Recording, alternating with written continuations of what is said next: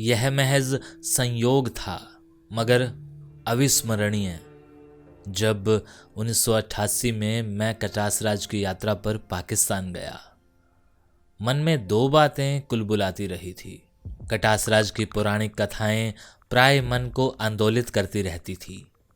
भगवान शिव जब सती का शव उठाए पूरे ब्रह्मांड में तांडव कर रहे थे, तब सती के शरीर के कुछ भाग यहाँ गिरे थे।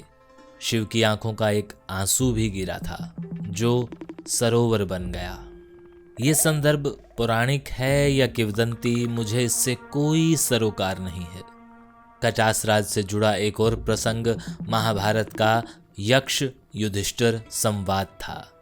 दोनों प्रसंग ढेरों संवेदनाओं को जगाते थे। और दूसरी बात, मैं उस शख्स से मिलने को व्याकुल था जिसका नाम था अली अहमद खान मानेका। मानेका पाकिस्तान की वडेरा संस्कृति के एक अंग थे। वडेरा शब्द वहां बड़े जमींदारों के लिए प्रयोग होता है। मानेका मेरे पिताजी के सहयोगी हुआ करते थे, मार्केट कमेटी पाकपटन में। लेकिन इस रिश्ते के अलावा भी दोनों में बेहद करीबी प्यार था। दोनों ही अपनी जमींदारी पृष्ठभूमि के बावजूद पढ़ लिख कर सरकारी नौकरी करने लगे थे। हम लोग मानेका साहब को चचा जान के नाम से पुकारते थे और मानेका मेरी भाभी को भाभी जान कहते और पिताजी को दोस्ती के नाते कभी जाने मन तो कभी मोहतरम भाई साहब कहकर बुलाते थे। जब भारत पाक विभाजन हुआ तो मेरी उम्र लगभग 2.5 वर्ष थी। अली अहमद खान मानेका एक हाथ में अपनी बंदूक उठाए और दूसरे हाथ से मुझे अपने एक कंधे पर बैठाए नवनिर्मित भारत पाकिस्तान की सीमा तक छोड़ने आए थे। कंधों से मुझे उतारा, माथा चूमा, नम आंखों के साथ मेरी माँ के चरण छुए और पिताजी से लिपट कर रोते रोते वापस लौट गए। उसके बाद पत्र व्यवहार जारी रहा। पत्रों में चाचा जान अक्सर मुझे याद कर लिया करते और लिखते, उस कंधे पर मीठा मीठा दर्द अब भी होता है, जिस कंधे पर अजीज को बिठाकर 30 मील पैदल चला था।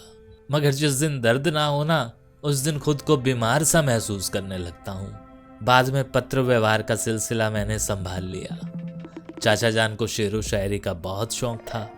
कभी कभी बिस्मिल हयातवी के नाम से शेर भी लिखते थे। कटासराज गया तो मैंने गुजारिश की कि वह लाहौर आकर मिल जाएं। उनका संदेश आया एक बड़ी हवेली में मिलने का। मैं उस दिन अपने साथियों से अलग हटकर पहले पाकिस्तान टाइम्स के दफ्तर में गया। उसके बाद अहमद नदीम कासमी साहब से मिलने के बाद उस हवेली का रुख किया जो एक विशाल बाग के बीचों बीच मौजूद थी। पहुंचा तो बंदूकधारी दरबान मुझे भीतर एक हाल में ले गए। तभी चाचा जान ने सलामी दी, फिर सुनाने लगे किस्से कि कैसे मेरे जन्म के 11 दिन बाद मुझे व पिताजी को लेकर वह दरगाह फरीद पर मत्था टेकने गए थे। और चाचा जान कहने लगे, ओए पुत्र, एक बार तो मिला दो 2 बुछड़े भाइयों को। वही लंबी चौड़ी शख्सियत जिसकी मैंने कल्पना की थी। सलवार कमीज व कुल्ले वाली पगड़ी में चाचा जान का रोबदार चेहरा वाकई वडेरा संस्कृति का परिचायक था। मैंने झुककर चरण छुए। उन्होंने लपक कर गले से लगाया और भर्राई आवाज में लगे सबकी खैरियत का हाल चाल पूछने। कुछ लम्हों के बाद अपने गनमैनों से बोले, अरे भतीजा आया है, कोई सलामी तो दो। गनमैनों की बंदूकों से हवाई फायर निकले और इस तरह से जज्बाती चाचा जान ने रिश्तों को सलामी दी। बरसों बाद पता चला कि चाचा जान जन्नत को कूच कर गए। मगर मेरे दिल में कहीं एक बात गहराई तक घर कर गई कि राजनैतिक या भौगोलिक हकीकतों से भी शायद ज़्यादा बड़ी है संवेदनाओं और जड़ों की हकीकत। बहरहाल दोनों मुल्क अपनी अपनी जगह पर मौजूद हैं। उन्हें तोड़ने की बात महज शायरी में ही हो सकती है, हकीकत में कदापि नहीं।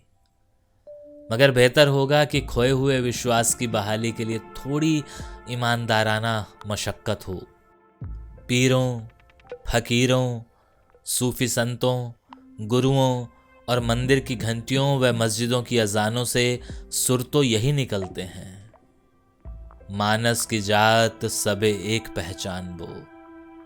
यह तो हुई डॉक्टर चंद्र त्रिखा साहब की कलम, जिसे सरहद की कोई सीमा नहीं बांध सकती। और उसी कलम का मालिक आज ये जानना चाहता है कि अली अहमद खान मानेका का परिवार कैसा है, उनकी अगली नस्लें कैसी हैं। अगर कोई उन तक हमारा ये संदेश पहुंचाए तो हम उसके ताउम्र आभारी रहेंगे। शुक्रिया।